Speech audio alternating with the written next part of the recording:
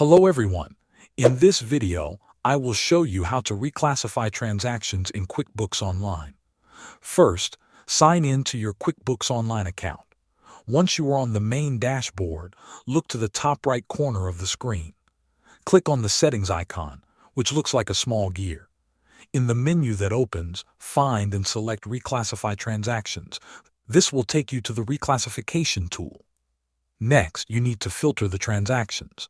At the top of the screen, you will see options to choose between profit and loss accounts or balance sheet accounts. Select profit and loss if the transactions are related to income or expenses. Select balance sheet if they are related to assets or liabilities. After choosing the report type, select the account that currently holds the incorrect transactions. Then set the correct date range so you can narrow down the list. Now review the list carefully. Find the transactions that need to be corrected. Check the boxes next to each transaction you want to change. Once selected, click the Reclassify button. A panel will appear where you can choose the new account. You may also update the class or location if needed. After selecting the correct details, click Apply to confirm the changes. Thanks for watching.